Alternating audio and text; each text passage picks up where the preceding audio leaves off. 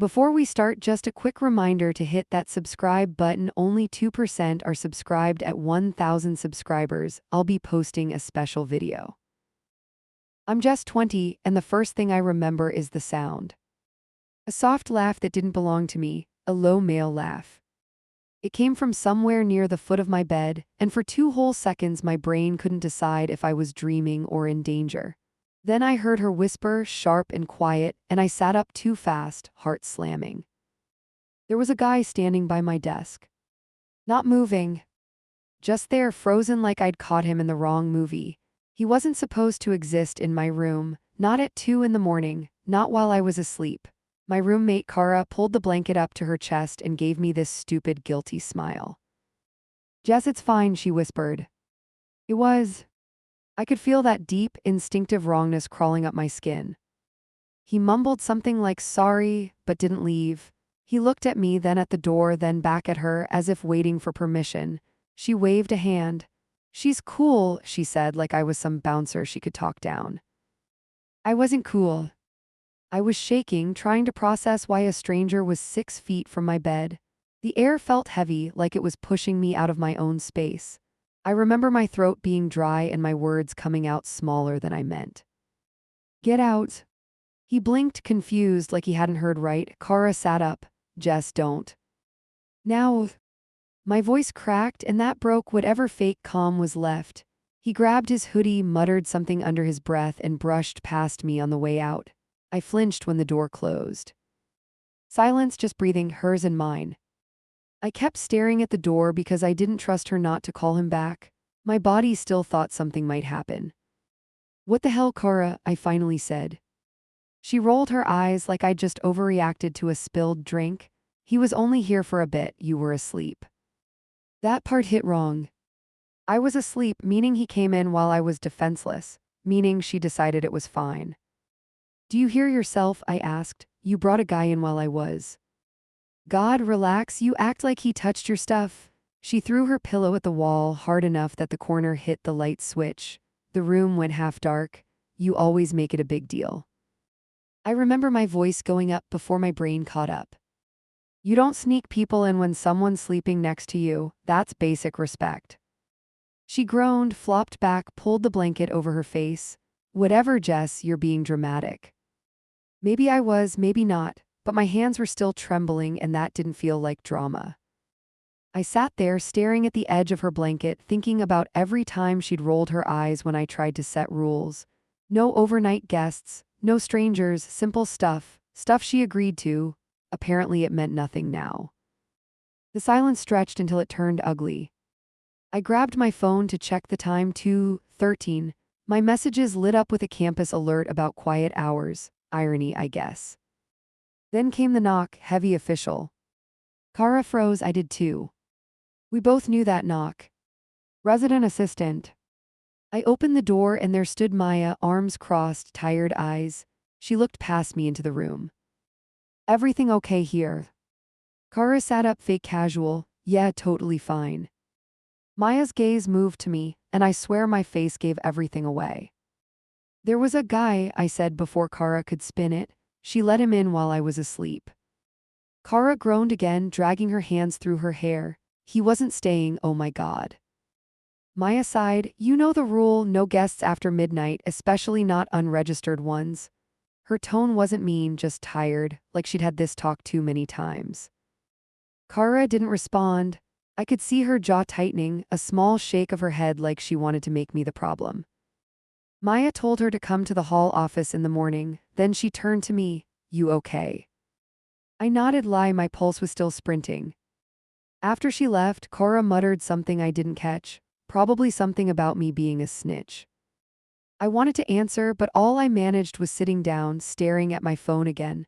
My hands hurt from clenching too long. That was the first time I realized how fast trust can break. One night, one door left unlocked, one stupid laugh that didn't belong to you, and suddenly your own room doesn't feel safe anymore. I didn't know it yet, but that night was the start of something ugly. I woke up to drawers slamming instead of that stupid campus alarm. Kara yanked another one open so hard the handle rattled like teeth. My body jolted upright before my mind even remembered last night. She knew I was awake, she just refused to look at me. The room felt smaller than usual, like the air had thickened overnight. Kara slammed the drawer shut and finally glanced over with that tight jaw. Are you really happy now, Jess? Her voice cut across the room. I pulled my blanket tighter around my legs and pretended I felt calm. What are you even talking about? I asked without looking up. Last night when you lost your mind, why? Elling. She tossed a shirt onto her bed like she hated it. You freaked out so loud the whole floor probably heard you. Her laugh was short and bitter and made my face heat up. I looked insane because of you. She dragged her fingers through her hair. Do you realize how childish you sounded when you screamed at him? The worst part is my first reaction was not anger at all. My cheeks burned because she called me childish, and a tiny part believed her. I sat on the edge of my mattress and picked at a loose thread. If I had stayed quiet last night, he would still have been there. You brought a stranger in while I was sleeping, that is not nothing. My voice came out rough from fatigue, yet the words still pushed forward. You cannot flip this on me just because you are embarrassed. She stared back with this flat expression that made me feel microscopic. My phone buzzed on the shelf and both of us looked over fast. A notification from Maya popped up reminding us to come by later. Kara threw her head back in disgust, eyes almost disappearing. Great, now I have a meeting because you freaked out over nothing. Her words dug in deeper than I wanted to admit at the time. Part of me kept replaying my own voice in my head from that night. Yeah, I was loud and maybe harsh, yet I had been scared. Trying to hold both those truths at once felt like tearing in half. We moved around each other, getting dressed like strangers crowded into one tiny elevator. She grabbed her phone off the bed and her thumbs started flying. I heard a quiet snort and saw the reflection of her grin in the mirror. That was the moment I should have known she was not done. My own phone lit up again, this time with the dorm group notification. I opened it and there was her message already sitting at the top. Love getting screamed at for trying to have a normal night, lol. Roommate lost it on my friend, and now I have a raw meeting. No mention that I had been asleep when he walked in at all. No hint that I had ever asked for basic boundaries in this shared space. Just me framed as the unhinged hall narc ruining her fun hours. People started reacting almost instantly, those little hearts stacking under her words. What happened? One person asked while another dropped a joking comment about prudes. Text me later, that floor sounds messy. My chest felt tight while the conversation grew around a version of me. I watched them build a story where I was the punchline, not the target. My fingers hovered over the keyboard more than once, ready to correct everything. I drafted a long reply about consent and safety, then erased each line. Every version of my answer made me sound either hysterical or painfully polite. So I stayed quiet and let her version sit there while resentment grew. Looking back, that chat bubble was the real starting point, not the knock. That was the moment she chose an audience over a conversation with me. By the time we reached the actual meeting later that day, I was packed with anger. I did not explode yet, but the fuse was already burning fast. Kara walked into the raw office like she owned the chair already. She dropped into it and crossed her legs with this bored little flick. I sat opposite her and kept my hands locked together so they would stop shaking. Maya closed the door behind us, and that click felt louder than any alarm. Okay, walk me through last night, Maya said and leaned forward. Kara started before I could even breathe in. He came over, we were hanging out, she started yelling, and then you knocked. She smoothed her hair back like she was giving a presentation and not a report. Maya's face stayed unreadable, which somehow made my stomach twist harder. So your friend was there after hours, she said and tapped her pen slowly. Kara shrugged and stared at a spot on the wall behind us. He was about to leave anyway until she flipped out for no reason. That sentence landed like a slap, and I felt my nails dig into my palm. I opened my mouth, but Maya lifted her hand for me to wait. Kara kept going, shorter now because she knew the key part had landed. I get quiet hours, but I swear it was not a big deal. Now I hear how practiced that sounded, and it still irritates me. Back then, I just felt cornered while someone rewrote the entire night in front of me. Maya finally turned her eyes on me and the pen stopped moving. Your turn, keep it brief and specific. I focused on one detail so I would not ramble in panic. I woke up and there was a guy standing near my bed, I said. He was not announced, I had no clue anyone was supposed to be there. My voice shook on that last part and I hated that she could hear it. Maya nodded once and wrote something on the form in front of her. She looked back up. So you were asleep when he entered, and he was a stranger to you. I nodded and forced myself not to look at Kara's eye roll. Campus housing is strict about overnight guests. Maya said and tapped again. Especially when the roommate is not informed or comfortable. She looked from Kara to me and back like she was tracking a tennis match. I also heard raised voices from the hall before I knocked. Heat crawled up my neck because that part was obviously mine. I could feel Kara waiting for her chance to pounce on that detail. Maya beat her to it. Arguing loudly at 2 in the morning also disrupts everyone around you. So we are both in trouble, Kara cut in, her foot bouncing hard. I get that he should not have stayed, but she went nuclear. She jerked her chin at me like I was a siren and not a person. That is why people complain to staff instead of talking like adults. That line hit deeper than I wanted to show in that small office. I swallowed and made myself stay seated even though my body wanted out. I told you I was uncomfortable and you ignored me, I said as evenly as possible. If I cannot trust you to keep random men out while I sleep, I am going to react. For a second nobody spoke and I could hear a printer humming outside. Maya drummed her fingers once on the desk, then stopped. Here is what is going to happen, she said. This counts as a formal warning for both of you. My stomach dropped even though I already expected that word. A written warning stays on file, she added, and that part made Kara sit up straighter. Any more incidents around guests or noise, and it becomes a conduct strike. One strike can affect room changes and future housing assignments. Kara twisted her lip and exhaled through her nose like a frustrated coach. So if she freaks out again, I lose my room options. The way she said she made my skin crawl. Maya shook her head. If either of you violates policy again, there are consequences, she replied calmly. Talk through your expectations, write them down, and stick them somewhere visible. She looked at me for a second longer than at Kara. If that fails, then we discuss room change paperwork. That last part stayed lodged in my brain like a stuck splinter. Room change. It sounded extreme and yet weirdly tempting even in that moment. I signed the form with a tight grip on the pen and handed it back. We walked out side by side without speaking at all. The hallway felt longer than usual and every open door felt like an audience. Once we turned the corner and were alone, Kara stopped walking. She spun around so fast I almost collided with her. You really wanted that in writing, she said with a thin smile. Her eyes looked bright but not in a good way. Do you feel safer now that there is a file with my name on it? She laughed once and it had no humor in it at all.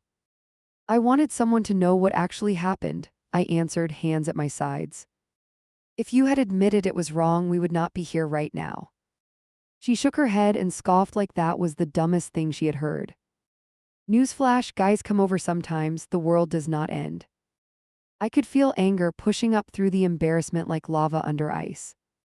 I do not care about your love life, I said, keeping my tone controlled. I care that you let a stranger stand over me while I slept. She smirked and took a step back. Keep saying stranger like he broke in through the window, she answered.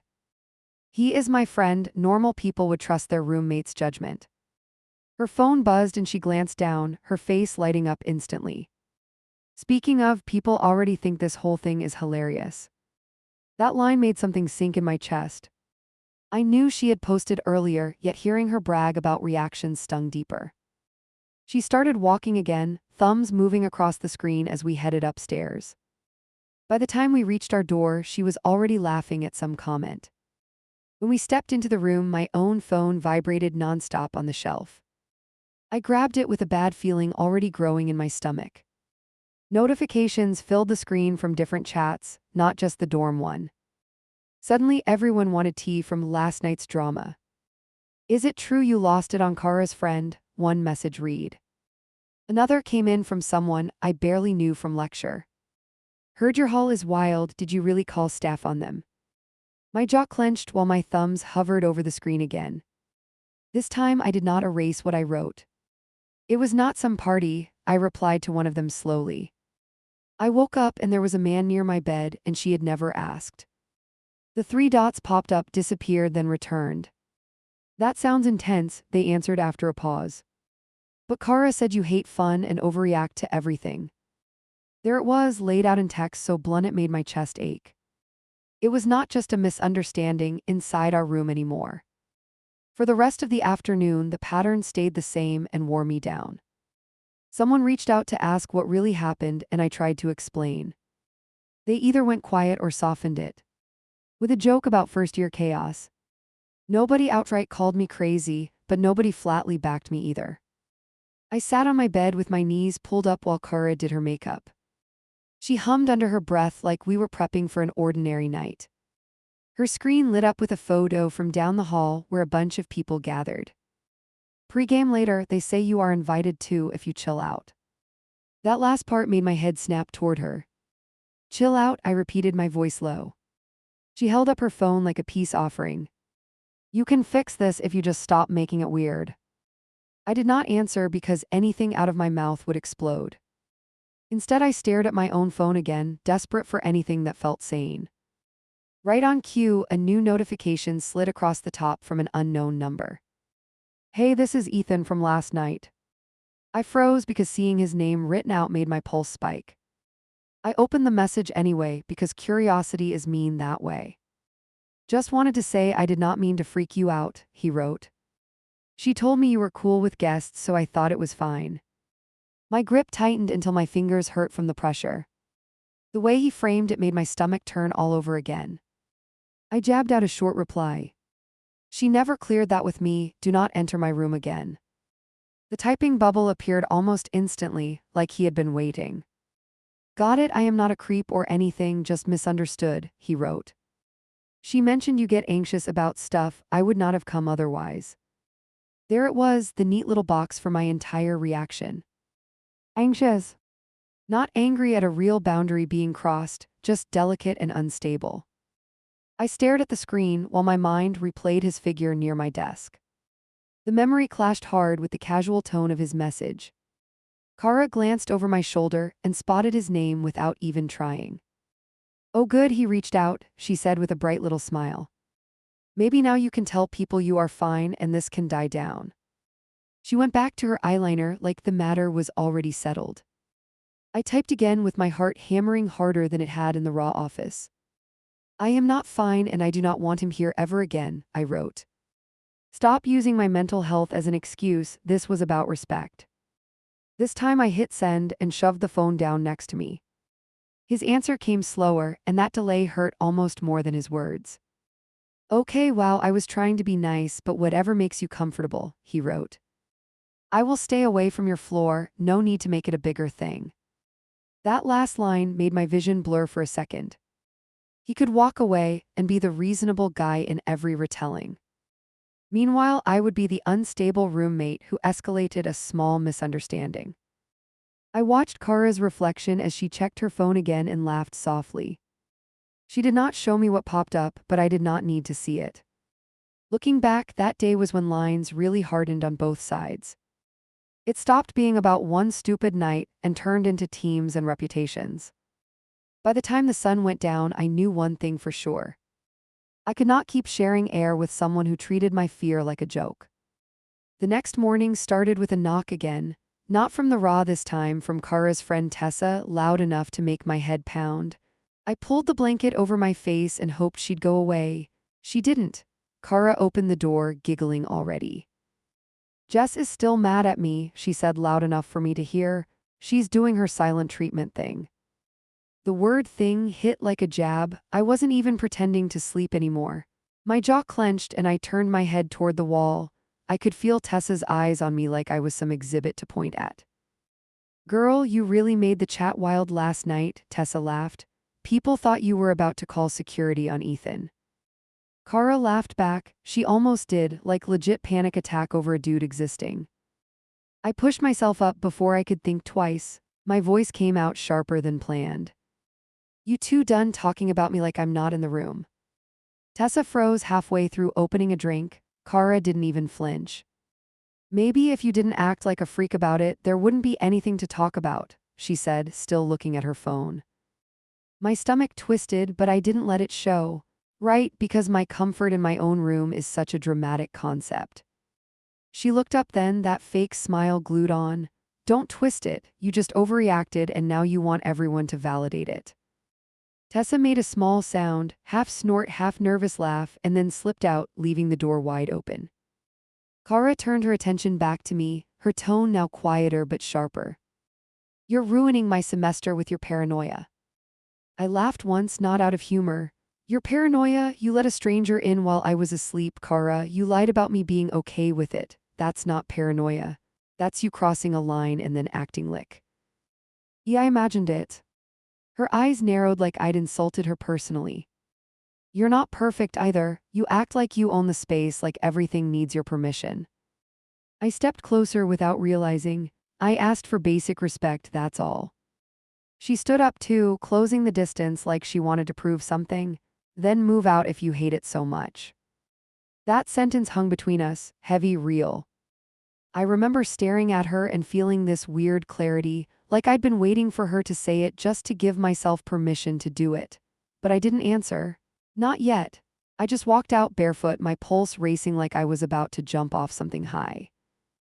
I spent the next hour pacing outside the dorm building, trying not to cry. It wasn't just anger anymore. It was humiliation. Everyone around us had already chosen her side because she moved fast, spinning the story, turning herself into the victim of my outburst. And the truth is, I didn't even recognize my own reaction anymore. I kept replaying that moment, me shouting, her rolling her eyes and wondering if I'd looked unhinged. By the time I went back inside, I'd made up my mind. If she wanted me gone, she'd get what she wanted. When I walked into the room, she was laughing on FaceTime with Ethan. His voice filled the space like he belonged there. He didn't, but she didn't care. She's back, Kara muttered to him, then turned the phone toward me. Say hi, maybe this time she won't scream. My hand went cold around the doorknob. I looked straight into that little glowing screen and his smirk made something in me break. Turn that off, I said quietly. Kara laughed. He just wanted to apologize again, you could at least. I said turn it off. Ethan's voice came through, still calm, still patronizing. Hey, it's fine, I don't want trouble, just wanted to say we're cool. That word cool landed like an insult. I felt it burning under my ribs.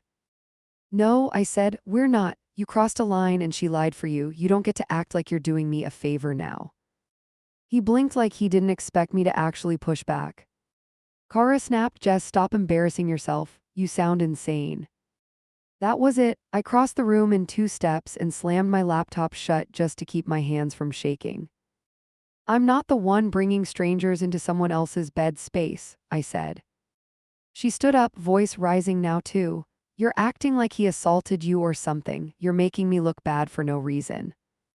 I stared at her, speechless. That word, assault, hadn't even left my mouth, but she flung it in the air like a shield, daring me to touch it. I wasn't going to. You don't even get it, I said, quieter this time. You don't get what it feels like to wake up and realize your safety depends on someone else's carelessness. Her jaw twitched. You're so dramatic. Something snapped in me then. It wasn't yelling. It wasn't tears. It was this steady, almost terrifying calm. You keep saying that like it's an insult. But you know what's actually dramatic? Thinking your comfort matters more than someone else's security. She laughed, a short, bitter sound. Please, you're acting like you're the only person who's ever had a roommate. I turned toward my closet, started pulling out the first few things I could reach. What are you doing? Exactly what you told me to.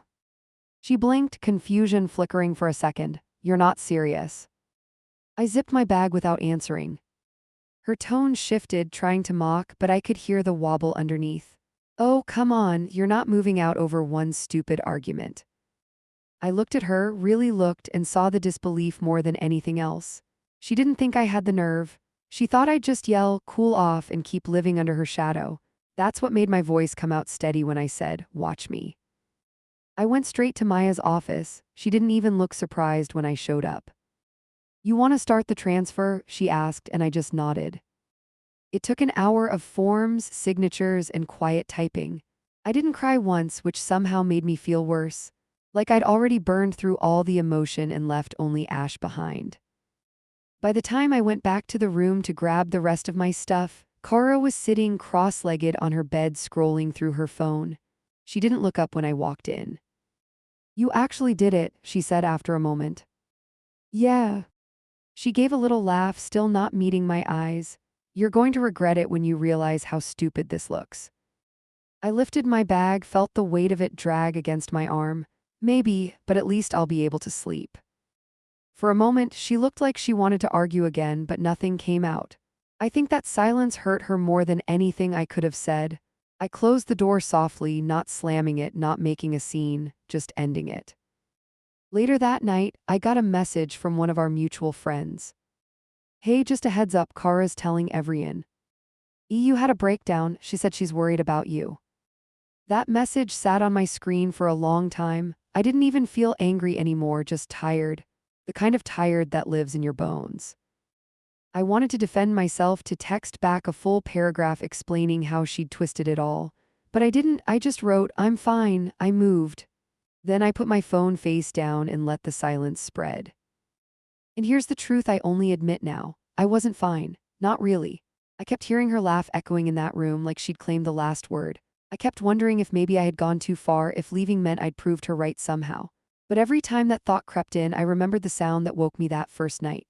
The low laugh, the breathing, the quiet betrayal of realizing someone let danger into your space and didn't care. That's when I knew I hadn't overreacted at all. I just reacted in a world where women are taught not to. It took everything in me to leave that room, but once I did, I swore I wouldn't walk back in, even if she apologized, even if she cried. Because you can forgive someone for lying, but you can't unsee the moment they decide your safety is negotiable. The crash in the hallway jolted me upright before I was fully awake. My hand flew out toward the edge of the bed, searching for my phone. For a split second, I had no idea which room I was in. My chest was pounding like I was back in that first nightmare moment. Then I heard my new roommate curse softly through her headphones. "Sorry, dropped my charger," she muttered, already settling again. No male voice, no hushed giggle trying to smooth things over. Just normal noise, and my muscles still braced like something awful waited. I lay there staring at the ceiling, counting my breaths one by one. I knew where I was, different furniture arrangement, different wall creaks. My body did not care about logic, it remembered the old fear clearly. It took a long minute before my shoulders stopped shaking under the blanket. My phone buzzed on the shelf and I flinched like an idiot. I reached for it, already expecting another group thread about me. Instead, it was a message from Maya asking how the new space felt. "You settling in okay?" popped up on the screen like a small test. I typed erased, then typed again because honesty felt risky. "Room is good, I'm sleeping more," still jumpy when I hear footsteps. I hovered over the send button, then forced my thumb down. Owning that out loud made my face heat in an empty room. Her reply came faster than I expected for a busy staff member. "That's normal after a scary experience," the text reads, simple and steady. "Let me know if you want to talk more or need support." No lecture, no both sides, just a basic offer that did not blame. I tossed the phone onto the mattress and swung my legs over slowly. There was no countdown in my head anymore before stepping on the floor. Still, I caught myself glancing toward the door like someone might appear. Nothing moved, but the habit stayed like a bruise you keep poking. Later that week, the real fallout hit in a way I did not expect. I was in the dining hall line when my old floor chat lit up. Somebody posted, "Anyone else here yelling from 3B again last night?" I stared at the screen because that was Kara's new room number. Replies stacked under it faster than I could scroll. "Same dude as before," someone asked with a laughing emoji attached. "Different guy this time," another wrote. "Hallway smelled like they pre-gamed." New roommate looked miserable heading to the bathroom. My throat tightened while my thumb slid over the glass slowly. I wasn't in that hall anymore, but I knew that pattern instantly. Someone else added, didn't they just get a warning about guests after midnight? Maya's name got tagged in the thread with a half-joking tone. I closed the chat before I could see how she answered. Part of me felt viciously vindicated, which I'm not proud to admit. Another part felt sick imagining some other stranger waking up terrified. Knowing exactly how it feels to be told you're just uptight. A tray slid onto the counter next to mine, and I heard my name. Hey, you okay? You look like you saw a ghost. I turned and saw Dylan from our psych class watching my face. He'd been neutral through the whole mess, which made him safer. Just drama from my old floor, I said, grabbing a bottle mechanically. He watched me for a second, then nodded toward the crowded seating area. Want to sit or pretend none of these people exist for half an hour? I surprised myself by shrugging and following him to a corner table. We sat poking at our food and avoiding the louder groups nearby. After a minute, he pulled out his phone and turned the screen toward me. Is this about you? He asked, showing a different group message. Kara's name was in it, along with a long paragraph about me. She really had a meltdown and moved out completely, the text read. I swear I was just hanging with friends, now I'm under a microscope. She made me look unsafe when she's the one who screams at everyone. She needs help, not another roommate. There it was again, my whole personality flattened into one word, unstable. My stomach dropped so hard I had to put my fork down carefully. I felt my eyes burn, which pissed me off even more. I refused to cry over someone who weaponized concern like a prop. Dylan watched my reaction without jumping in with an opinion. Do you want me to leave that chat? He asked after a beat. That caught me off guard because most people asked for more gossip. You don't have to pick a side, I answered, fingers tightening around my cup. I already did, he said, taking a sip and staring at the table. If someone told me they woke up to a random guy near their bed, I'd freak too. He shrugged one shoulder. Honestly, I probably wouldn't have kept my voice that low. A laugh slipped out of me, short and rough but real. For the first time in days, I didn't feel like I was defending a court case. So you don't think I'm insane? I asked, still half testing him. He shook his head and poked at his fries. I think you got scared and reacted, he said, tone very matter-of-fact. And instead of apologizing, she turned it into a personality review of you. He looked up then, happens a lot more than people admit. That line settled in my chest like something finally clicked into place. Walking back to my new room that night felt different. The halls still echoed, but they weren't loaded with the same dread. I unlocked my door and stood there for a second, listening on purpose. No extra breathing, no male voice, no fake giggles covering guilt. My new roommate glanced over from her desk. You got weirdly still in the doorway, she said with a half smile. Just checking the vibe, I answered, dropping my bag. The vibe is homework and terrible music, nothing hazardous. I smiled back, small but genuine, and crawled onto my bed. My phone buzzed again, one more time, like it refused to quit. This time it was a number I didn't recognize, not Ethan S. Hey, you don't know me, but I think we share a story. The message continued. I'm living with Kara now, she gave me your old side of the room. My lungs forgot how to function for a second as I read on. She keeps bringing guys late, told them you were just dramatic about it before. I sat up straighter, heart thudding all over again. The text kept going in short, hesitant bursts. I woke up last night and there was some dude changing his shirt near my desk. When I got upset, she told me not to turn into another Jess. Seeing my own name thrown out like that from a stranger hit hard. I felt my face get hot with a mix of rage and something like pity. I did not know this girl, but I could picture her exactly in that scene. Stuck between wanting to scream and wanting to avoid becoming the new villain. Someone gave me your number from another floor, the next message read. They said you went through something similar with her before. I just wanted to ask if I'm overreacting or if this is actually messed up.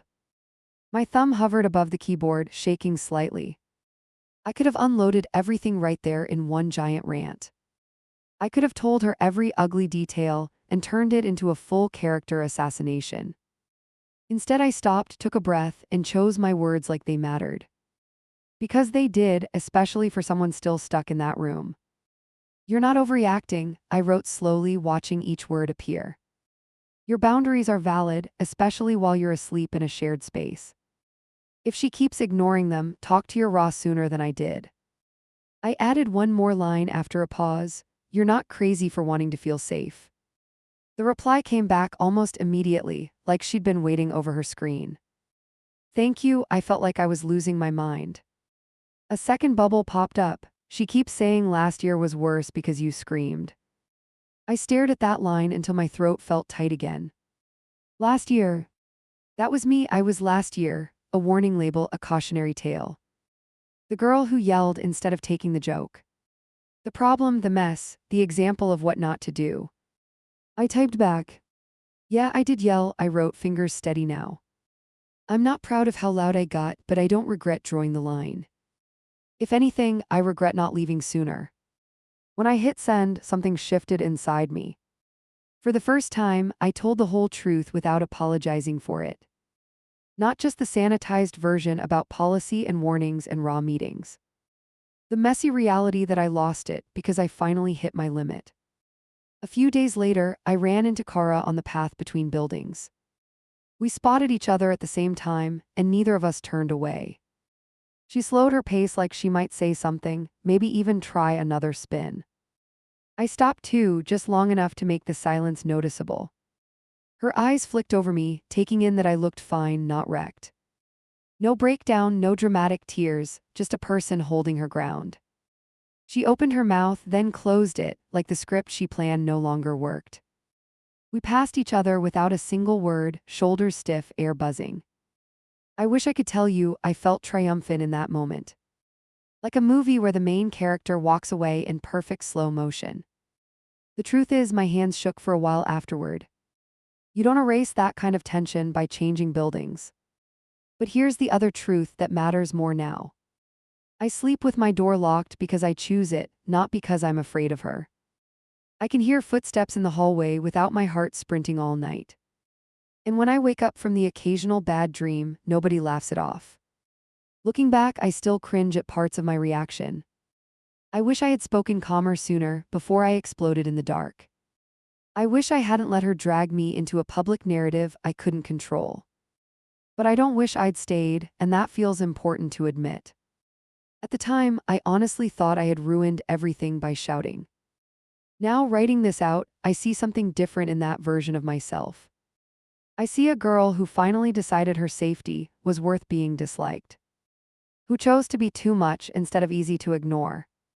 So yeah, I blew up at my friend when she snuck a guy in while I slept. She turned my fear into a story about how unreasonable I was. People believed her or pretended to, because it was easier than confronting the risk. And I moved out rather than keep living as a side character in her joke. If you're waiting for some neat reconciliation scene, there isn't one. No dramatic apology in the rain, no sudden self-awareness from her side. Just distance and two separate lives, and a file note in housing records. And a new roommate who knocks before bringing anyone over, every single time.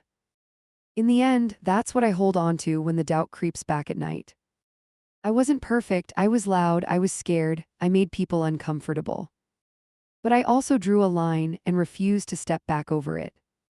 If that makes me the girl who overreacted, I can live with that title.